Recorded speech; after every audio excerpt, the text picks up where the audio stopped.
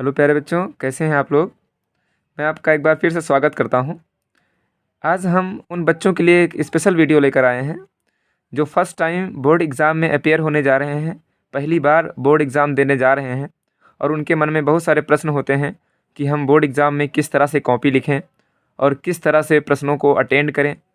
खासकर उसके मन में ये संशय रहता है कि लिखते टाइम कौन कौन से पेन का उपयोग करें, हम रंग बिरंगी पेन का उपयोग कर सकते हैं कि नहीं कर सकते हैं, और कोई प्रश्न जब आधा आता है, हम आधा लिखते हैं तो उसके नंबर मिलते हैं या नहीं मिलते हैं, कि उसका आधा नंबर मिलता है या कितना नंबर मिलता है। इन सब बिंदुओं पर बात करेंगे और हमें एग्ज़ाम देते देते टाइम किन किन बिंदुओं पर ध्यान रखना है, इस पर भी हम लोग चर्चा करने वाले हैं। तो मेरा नाम है मनोज कुमार। आइए हम लोग स्टार्ट करते हैं इस अहम वीडियो के बारे में। तो सबसे पहले आप जब भी प्रश्न लिखेंगे तो सबसे पहले जब आप किसी से बात करते हैं तब आपके बात करने का जो तरीका होता है वो व्यक्त करता है कि आप सामने वाले पर किस तरह से प्रभाव डालते हैं। अगर करते टाइम आप के मन में हिचक है, आप लगातार धारा प्रवाह में बोल नहीं पा रहे हैं, तो उससे सामने वाले व्यक्ति पर थोड़ा सा आपके प्रति नकारात्मक प्रभाव पड़ता है। वहीं अगर आप अच्छा प्रभाव डालते हैं, एकदम एक लय में बोलते हैं, तो उस पर एक सीधा प्रभाव पड़ता है और जो आपके लिए सकारात्मक होता है। उसी तरह से यहाँ पर आप जब कॉपी में लिखते हैं तो जो लिखने की कला होती है वो आपको एक सीधा इम्पैक्ट एग्जामिनर के ऊपर डालने में मदद करता है। तो यहाँ पर जब भी आप लिखें, क्योंकि सुंदरता सभी को पसंद होती है, जब आप सुंदर लिखते हैं तो पहली दृष्टि में आपका जो लेख है वो दिखाई देता है। तो आप जब भी लिखें तो साफ लिखें और स्वच्छ लिखें। जब भी साफ स्वच्छ लिखेंगे तो प्रश्न गलत होते हुए भी एग्जामिनर का सीधा सा इम्पैक्ट आपकी कॉपी पर सकारात्मक पड़ेगा। यह नहीं कि आप बिल्कुल गलत लिखते हैं, लेकिन आप कहीं पर थोड़ी गलती है, आप उसको काटते नहीं हैं और साफ साफ लिखते हैं, तो उस चीज़ का सीधा प्रभाव पड़ता है। और जब भी आपको कोई प्रश्न नहीं आता है तो उस प्रश्न को आप कहीं पर भी लिख सकते हैं, दूसरा तीसरा पहला चौथे से स्टार्ट कर सकते हैं आप। और हमेशा प्रयास करें कि जब भी कोई प्रश्न लिखें तो जो प्रश्न आता है उसको सबसे पहले लिखें और उसका उदाहरण ज़रूर लिखें। तो ये कॉपी आप देख रहे होंगे, जैसा कि यहाँ पर मैंने एक कॉपी खासकर आपके लिए अरेंज की है। तो आपको अक्षर लिखना शुद्ध है। अब इसमें आप देख सकते हैं कि जैसे ये कॉपी लिखी गई है तो ज़्यादा टाइम भी नहीं लगाना है, नहीं तो साफ मोती जैसे अक्षर बनाने के प्रयास में आप क्या करें, बहुत सारा टाइम 2 ही 3 प्रश्न करने में लगा दें। ये जो कॉपी आपके सामने तैयार की गई है एक बढ़िया से बोर्ड पैटर्न पर है, इसी तरह से आपको प्रश्न करना है। अगर रही पेन की बात तो आप कौन कौन से पेन का यूज कर सकते हैं, तो आप स्केच का यूज करें, लाइनिंग में यूज कर सकते हैं, और काली और नीली पेन का ही आपको लिखने में उपयोग करना है। रंग बिरंगी पेन का उपयोग ज़्यादा लिखने में नहीं करना है। नीली पेन का यूज करें और काली पेन का यूज करें। स्केच हाँ डिफरेंट डिफरेंट टाइप्स के लाइनिंग करने में आप यूज कर सकते हैं, ये फूल जैसा आकृति बनाने में कर सकते हैं, लेकिन खासकर प्रयास करें कि लाल और हरे रंग का प्रयोग ना करें। और फिर इसके बाद में आइए हम लोग बात करते हैं कि प्रश्न किस तरह से लिखा होना चाहिए। जब भी कोई प्रश्न लिखें, अगर उसमें हेडिंग है तो आप इस तरह से हेडिंग डाल दें। जैसे मैंने विज्ञान प्रश्न लिए हैं यहाँ पर, तो विज्ञान के प्रश्न में अवक्षेपण अभिक्रिया है, तो इसकी आप अवक्षेपण अभिक्रिया हेडिंग डालें, फिर उसकी परिभाषा लिख दें। परिभाषा लिखने के बाद में कोई भी अगर परिभाषा है तो उसका उदाहरण है तो उसका उदाहरण अवश्य दें।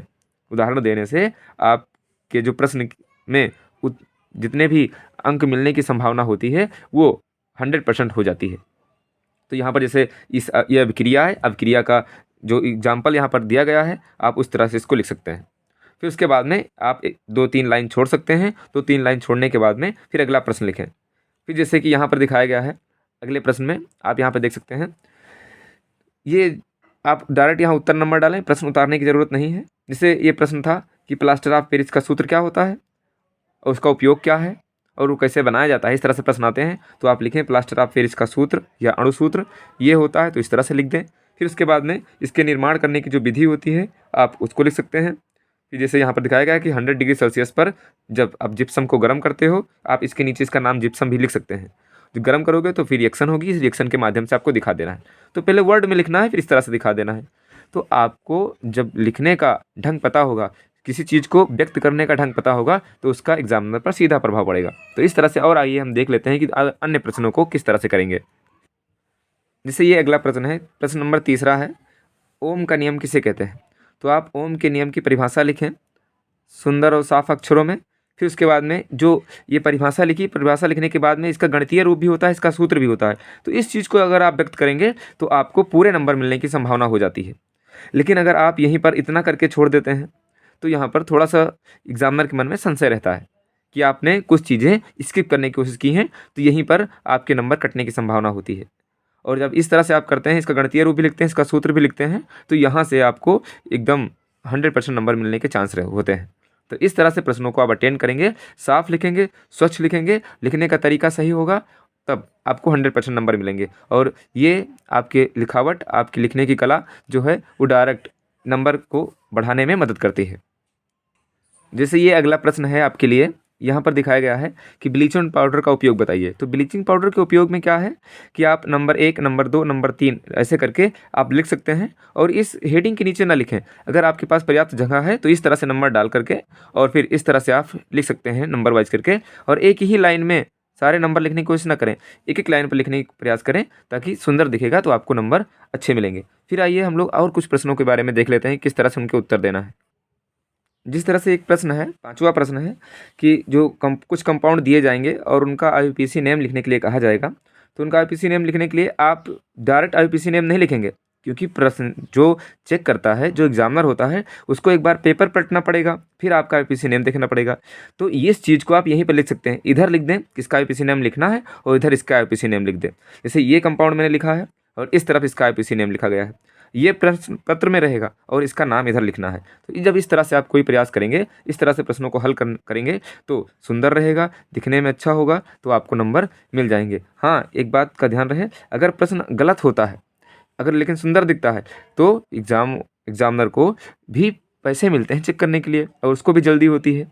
तो ये नहीं कि बिल्कुल आप इस तरह के प्रश्नों में गलत होने पर नंबर पा जाएंगे, लेकिन अगर आप व्याख्यात्मक प्रश्न है, बड़ा प्रश्न है जिसकी व्याख्या करना है, या कोई लॉन्ग आंसर है, तो उसमें आपको प्रश्न के कुछ अंदर त्रुटि होने पर भी, या कोई आप चीज़ें छोटी छोटी भूल भी जाते हैं, तो वहाँ पर भी आपको नंबर मिल जाते हैं। तो आइए एक प्रश्न और देखते हैं कि उनको किस तरह से आपको लिखना है। ये बायो का प्रश्न है, इसे लिखा गया है यकृत के कार बताइए। तो यकृत के कार आप हेडिंग डाल दें और प्रश्न उत्तर पहले उससे लिख दें। अगर नीचे 2-3 लाइन सिर्फ बची है तब नहीं लिखना है आपको। जैसे यहाँ पर अगर सिर्फ इतना बचा होता, ये 2 लाइन, तो इस 2 लाइन को आप यहाँ पर नहीं लिखते, इस 2 लाइन को नए पेज से आप स्टार्ट करते, क्योंकि इस लाइन को फिर आपको, जो तीसरी लाइन है, इसको आपको अगले पेज पर लिखना पड़ता। तो कोशिश करो कि एक प्रश्न को आप एक ही पेज पर दो, तब आसानी रहेगी आपको दूसरे को समझाने में और फिर दिखने में भी अच्छा रहेगा। तो इस तरह से आप इन प्रश्नों को अटेंड कर सकते हैं।